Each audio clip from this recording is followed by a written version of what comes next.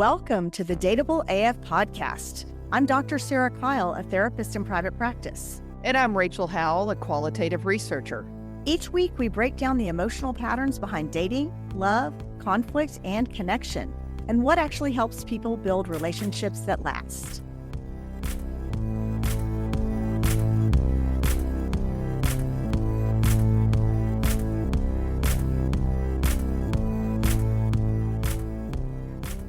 Hello, everyone, and welcome to Season 3, Episode 10 of the Dateable AF podcast. Today, we are talking about trust comes back when behavior changes. This is a big one, how to rebuild trust when it's been broken. So let's talk about the moment that trust breaks. I think most people think that trust breaks in one dramatic moment, like something big happens, and sometimes it does. But just as often, I think trust erodes quietly over time through repeated disappointments, through broken promises, or through emotional unreliability. Yeah, I believe that as well, that it's what people consider small, insignificant things, but that they happen over and over again, and then someone then can't count on you. Your word is no longer, and small things like never showing up somewhere on time. Mm-hmm. You build trust when your words and your actions line up. And even if it's small ways in which that doesn't happen, like you said, arriving late consistently or promising that you'll take out the trash and not doing it, all of those things can really erode trust. And once that trust gets shaky, people want to know, how do we actually get it back? And so today we're going to be talking about why trust isn't repaired by apologies. Not that apologies aren't important, they definitely are. Trust is also not repaired by explanations, as we talked about in our last episode. Trust isn't restored by taking time alone. So what does actually help rebuild trust? I think we can start by talking about what trust really is. Yeah, I mean, trust isn't just a feeling, it's a prediction. Yeah, that's great. It's a prediction of how someone's going to behave in the future. You know, because you've built a solid foundation with someone, what they might do in any given situation. And unpredictable people have a really hard time maintaining long-term relationships because it's scary to be with that person. You know, it's when trust breaks, I think what really breaks is the expectation of reliability. And we were just talking about, say, being on time, some of these small things. But I have found that people that do, let's say they're never on time, that they also have a tendency to do these other micro breakings. You know, they have these other small things, that everything from you tell them not to tell something and they do. Mm-hmm. Yeah. You know, to just not, like you said, not taking out the garbage or saying they're going to do something in the house. So you're counting on them to do it and they just don't see it as a big deal. And I oftentimes see people that they sort of do them all. Like they do those little micro aggressions. Mm-hmm. And because I don't think they see that they're huge, that they create big trust issues. Yeah, absolutely. If you think about your group of friends and you make plans with someone, you can tell, look at that list and you can tell me who 100% is going to show up or who might cancel on you. Mm. And I can tell that with my clients. If I look at my schedule for the week, I know that there are some people that are going to show up unless they are on their deathbed. And then there are other people that I'm like, they might text me an hour before and say they're not going to make it. I would be willing to bet that if they do that in therapy, they're doing that in other areas of their life too. Yep. I have a Monique in my life. You do? I do. I have some Veronicas too, but I have a Monique in my life. Mm-hmm. And she is a wonderful person. But this is sort of an example of that. But not just to me, but a handful of us that share Monique as a friend. Mm-hmm. Know her as the person who either waits till the last minute to accept an invitation, which I think leaves all of her friends believing that she's waiting for a better offer. And I Oof. don't know if she knows that, but it's the way it Mhm. comes across. Or is the most likely to cancel. Mm. Yeah, and I don't think she sees herself as that. Probably not. And if you needed a friend you could count on, my guess is she's probably not the person that's at the top of your list. No, she's not, and I don't know if people realize if you're that person, you realize that on the other side of that, for me, I just have low expectations of Monique. Mhm. Yeah. And you label it as low expectations. What's really happening is that you don't fully trust her. Yep. Going back to what trust really is, trust is the belief that somebody's behavior is going to match what they say. So in your case, if your friend says they're coming to an event, you trust that they're going to come. Trust is built from consistency, not chemistry. So you can have really, really high chemistry with someone, but if you don't have that consistency, you're not going to truly trust them. And when trust breaks, what really breaks, well, we had mentioned this, it's just the expectation of reliability. You just don't seem, I mean, people don't count on you. Yeah. Yep. And repairing trust isn't about convincing someone with your words. And oh my God, we have all been there. Someone who says, I'm so sorry, give me another chance. I won't do it again. And they do it again, of course. So it's about changing what the person can expect from you. And I don't want to minimize the importance of an apology because you've heard us say this many times on this podcast that taking verbal accountability for your actions and apologizing when you've negatively impacted someone is really, really important. But what's even more important is changing your behavior so that the person knows they can count on you. One of the things that came up as we were talking about this is the idea that apologies address, this caught my attention and it really framed it well, I think, is apologies only address the past and trust is about the future. Yeah, that's so true. I love that because to me, it really brought it home. I think that people that break trust often get frustrated because they feel they apologized and that everything should be okay. Yeah. And Yes. that all should be forgiven going forward. And that what they don't realize, well, there's the habitual offender and so nobody believes you. But you know, your apology doesn't carry any weight. But Yeah. really beyond that is this, where, you know, your apology, like you said, it's valuable in the moment. You should apologize. Mhm. But that's not going to repair the work that you're going to have to do to change that dynamic for the future. Yeah. Yes, absolutely. So you apologize for the impact and then you change your behavior. Because people, they don't build trust because they hear the right words from you. Again, they rebuild it because they start to see different patterns. I have a good example of this that comes up fairly frequently in therapy, and that has to do with substance use. I can't tell you how many times I've seen couples either break up or being on the verge of breaking up because one of them has a substance problem. And it's one of those things that it's really, really hard for both people. But what typically happens is the substance user says, oh my gosh, I'm so sorry. I'm going to quit. I'm not going to drink anymore. Or I'm not going to smoke weed anymore, or whatever the thing is. And they mean it at the time. And then it's Tuesday and it's happy hour and your friends are all going out and you don't plan to drink, but you do. And then they're back in the middle of it. And what I often suggest is that there has to be a time period where this person keeps that promise. So I'll give you an example. A couple that broke up because one of the partners was a substance abuser and they're contemplating getting whether they should get back together or not. And what I told the partner is wait to see a demonstrated pattern of the changed behavior. So call me in 6 months. If you're still sober, I will go on a date with you. Or if you're still going to 12-step program, or if you've, taken care of your health in these ways that you're supposed to be taking care of your health, then let me know when you've been doing that for 6 months. and then we'll talk about it. Because my analogy for this is, you don't go to work on your first day of work and tell your boss, like, hey, give me the paycheck. I promise I'll work till Friday.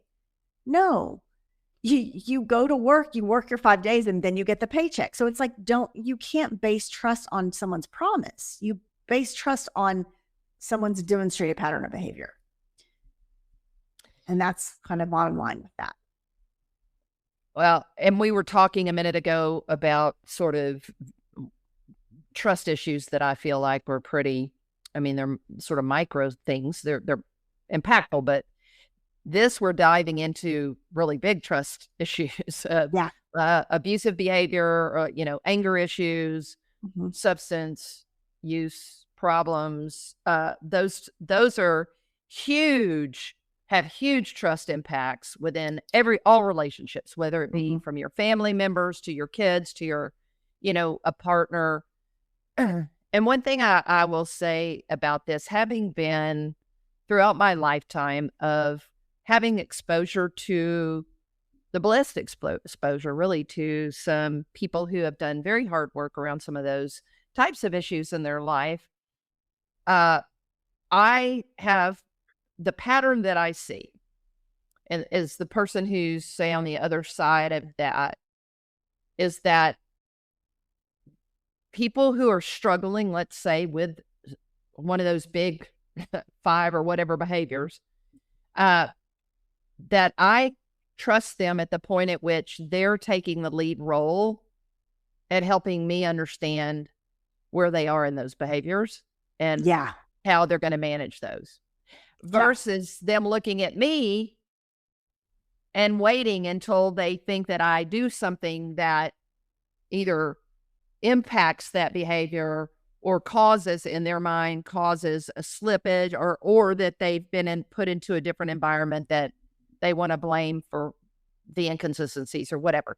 And so I'm just saying to the average person out there, I mean, you're a therapist and you understand this stuff deeply, but for folks like me, where we're out there just navigating relationships, that has become a real good rule of thumb for me, is when I have a friend or someone I'm engaged with, and I'm thinking about it like we're really developing a relationship, whether it be a date or anything, what I'm not scared of is them talking to me about their frailties in life. I'm not scared of that. What I'm scared of is them not being responsible for those and taking that responsibility and owning how that can work within a relationship. Yeah. I'm maybe putting you on the spot here, but can you think of a specific, even hypothetical example of that, when you say that you're not afraid of the frailties, but you're afraid of them not taking accountability for it? Yeah. I mean, I can tell you that I have a very dear friend that has some food issues, which is also directly correlates to body issues. And my original interactions with that person, it was in a realm of things that I didn't really understand. And they were very clear with me about the impact that had on them and the ways that it would manifest itself and the things that I could do when that was going bad. And it meant everything. Like, because to me, then I didn't feel like I was walking through a foreign land. I trusted it. To me, it built instant trust with that individual, that they were responsible. They were taking responsibility for that. And that was not somehow going to land on me. If it did, I had tools to know how to sort of deal with it and the possibility that it might land on me. And so that, to me, it's a great example of, that's a big deal. And there are tons of possibilities of trust issues that could, I could step in the wrong thing and say something that would break down the trust between me and that person. Them not actually opening up to me. about when they were feeling rough around the edges, Yeah. you know? So it just gave me an opportunity, a good look into how that system can work. And I'm forever grateful for that. Yeah. That's a great example. I like that. And yeah, those kinds of things definitely can build trust. Taking accountability, taking responsibility for your own, like you said, frailties or your own behaviors, I think is huge. If the trust gets broken, let's talk about some things that can rebuild that trust. I would say the first thing, and we've already referenced this, is you have to have consistently trustworthy behavior over a period of time. So you can't say, well, I took out the trash last week, so you should trust me again. Or it has to be built over time that you have to prove to someone, or not, proof's not a good word. You have to demonstrate to someone over time that you are committed to being a trustworthy person. Yeah. I could say a lot about this on a personal level, but we've touched a little bit on it. But just having to do a lot of my own personal work around being monogamous, and that's nothing breaks down trust quicker more than that. And so you've talked about this before, that you've done a lot of self-exploration, and you've made a commitment that that's the person that you want to be, and you've demonstrated that over a long period of time. Well, and it's to this point about trust, it is something because I think you also build trust by not being afraid to sort of expose things that are fragile or sensitive, right? Yeah. Yeah, this touches on exactly what you were talking about the food and weight stuff. Transparency without being forced. I talk about this with clients a lot, that I believe that disclosure exists on a continuum. And on one end of the continuum, you have mandatory disclosure. Like, you must tell me if you talk to anyone throughout the day, for example. And on the other end of that continuum is secrecy. Like, I'm not going to tell, this is a secret, whoever I talk to during the day. And the best place to be on that continuum is in the middle, that you don't feel forced to disclose something, but you also don't feel secretive about it. So just being, yeah, like this has been an issue for me. I'm not feeling pressured into talking about it, but I'm also not feeling withholding about it. And I do believe that that's what helps.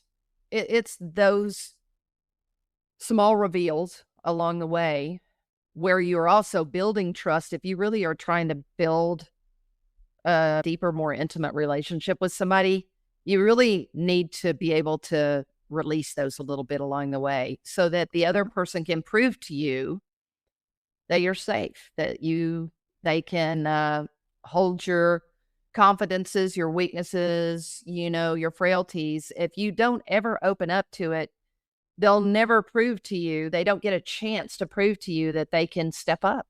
Yeah. They're trustworthy. Yeah, absolutely. And following through on small things, like we've talked about before, showing up on time, or you being that person who your friends know is going to show up. If you say, I'm coming to your birthday party on Saturday, you're coming to the birthday party on Saturday. Following up on those, with those small things, is a really important way of building trust. And willingness to tolerate accountability.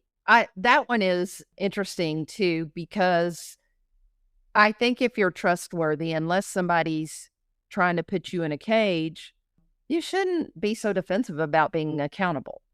And we talk about this a little bit, like, do you need to snoop on your person's phone? If you need to snoop on your person's phone, then you've got a different issue, that you definitely have already wrong. Trust issue. Yeah. And so it kind of goes both ways. It's like, I don't care if you need to look at my phone, but I'm not going to love the fact that you feel the need to look at my phone. Yeah, it's true. And if I felt the need to look at someone's phone, I should ask them and be like, hey, I'm feeling kind of scared right now. Like, could we sit down together and look at your text messages?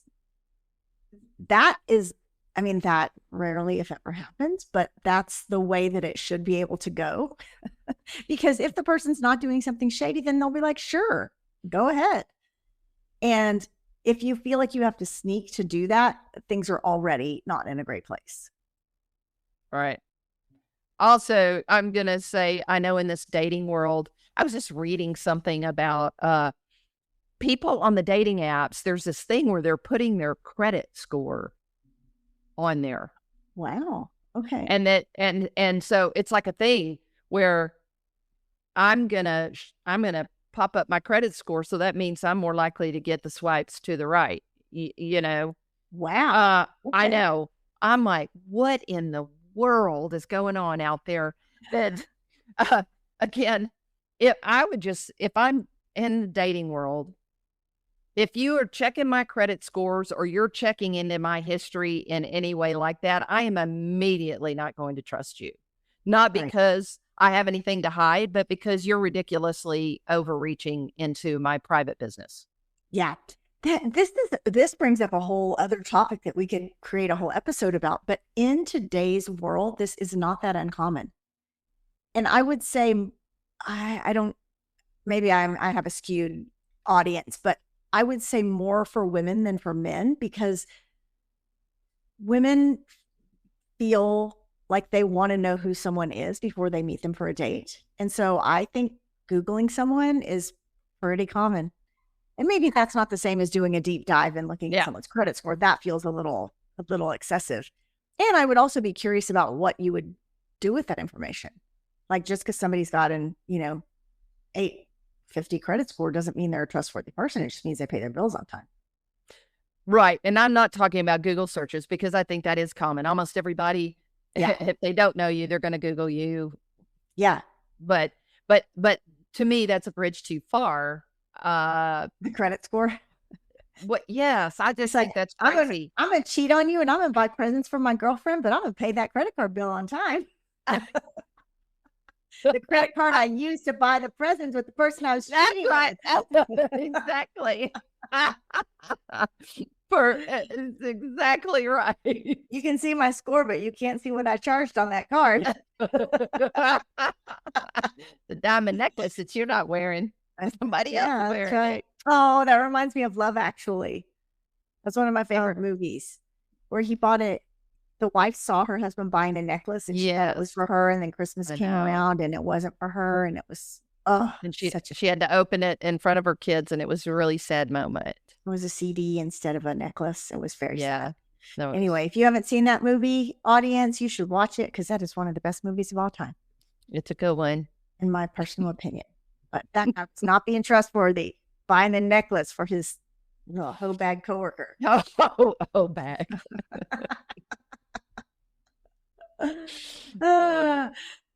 Well, the important thing to remember with trust, though, is that if the trust has been broken, it's going to come back through a series of ordinary moments. It's not going to come back because of the big declaration, like, you can trust me now.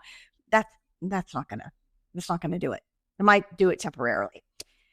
So sometimes this process of building trust back feels really slow. And let's talk about that. Well, I think if you have, kind of like we said before, your willingness to tolerate accountability is that once you've broken it, it doesn't come back overnight, and you say you've apologized, but it's the proof is in the pudding. You have dealt with, as we said before, you've dealt with the thing in the moment, but you haven't dealt with the future. For the person who was hurt, it can feel risky to relax, and they're watching to see if change is real or temporary. So just because you've apologized, I mean, no, they're going to be on alert to see if you're going to do it again. And oftentimes people are repeat offenders. So yeah. Yes, that's absolutely true. Actually, I do think people who protest too much are probably likely to repeat offenders. I think you're exactly right about that. That is true. So I've seen this a lot when there's been a repair, when there's been a breach of trust and then there's a repair, let's take infidelity, for example. The partner who committed the infidelity might think, I've apologized. Here I am. I'm trying. I'm not doing anything wrong. Why are you still holding on to this? Why isn't this fixed yet? And for the person who's on the other side of it, like, they're on alert. It's way too risky to relax and trust the person because they're waiting to see if that change is real or if it's just temporary. And, trust rebuilds at its own pace. Trust rebuilds actually at the speed of safety, not at the speed of regret. That's safety. That's a good line. Safety takes time to accumulate. Yeah. It's a very, very good line. What do you think helps both people in this process? Well, for the person that's rebuilding trust, I think focusing less on convincing and more on consistency. So, stop looking at whether or not you think you have convinced the person that you're trustworthy. Focus on the work of what you need to be doing to become trustworthy. Yeah, I think that's great. Like letting your behavior speak before your words do. And I mentioned this briefly earlier, but I don't like the word prove. You're not trying to prove something. You're trying to demonstrate something. And so there's just an openness to that. Like, just, watch what I'm doing and you're going to see that I'm demonstrating trustworthiness. I'm not going above and beyond to try to prove something to you because that's not going to be sustainable. And it's not restored by pressure. It's restored by predictability. Yeah. Yeah. And if you're on the other side of the breach of trust and you're relearning to trust someone, you don't have to rush your comfort and you are allowed to take in the evidence slowly. Make sure you're not doing that in a punitive way. Yeah. That you're genuinely observing and you're genuinely, if you're going to stay in the relationship, you got to genuinely stay open to seeing if there has been a behavior change. This brings up a good point here. For the person that's trying to regain trust with someone, don't try to trap them or set them up to bring in. Nope. And I do think can be a common practice is because you want so desperately to trust somebody. So you kind of want to test them to see if they're going to live up to their word. And I don't think that's a good part of the process either. I did that one time, the trapping. I had when I was in the dating bee, so this was a very long time ago, but I had a feeling that somebody I was dating was looking at my phone. And so I typed something fake to one of my friends that had literally no basis in reality. And I waited, and guess what? The person brought it up. So I trapped her and she fell into the trap and that was it. Well, so there you have it. I don't think there was any more repair to be done on either side, right? What did they say for themselves? Well, they didn't really there's no defense to that. What are you going to say? But they've been lying. Had you asked them directly if they were looking at my phone? Yeah, of course. And they said, no. And then they brought it up. So I can't remember exactly what it was because, like I said, it was a very long time ago. But I think it was something about I made up a fake plan with a fake person that I was doing on Friday night or something. Let me just be clear. It was not me. It was not Rachel. No. I didn't look at your We didn't have cell phones back then. Barely had cell phones when we were together. That was that in the big case, Oh, yeah. The giant brick. The giant brick phone. Yeah, there was no text messaging back then. Nobody got a little flip phone by the end, but no, this was after the invention of smartphones. Anyway, I don't recommend that setup, but there was some satisfaction in busting someone, I have to say.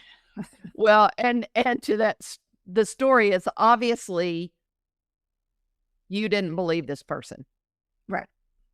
They didn't trust me because they were looking at my phone, and I didn't trust them because they were looking at trust my phone. had already been broken. Yeah. Yep. You just needed a little more proof. Yep. I did. And then I got it. That was it. You just not recommended. Face. Exactly.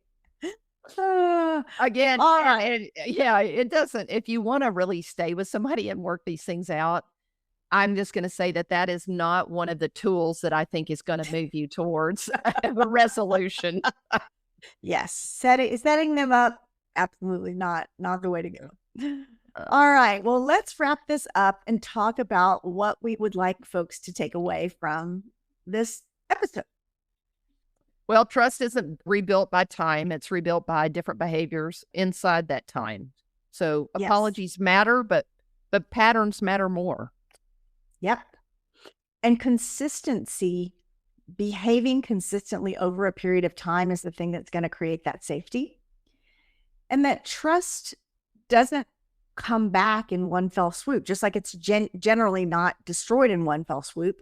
Trust returns quietly through repetition, not from making promises. If you have things that you want to discuss with your partner or your friends or someone that you may have had trust issues with, here is a question that you can talk about with each other. If trust between us needed repair, what kinds of behavior would actually help it grow back? So talk about this. Let us know what you come up with.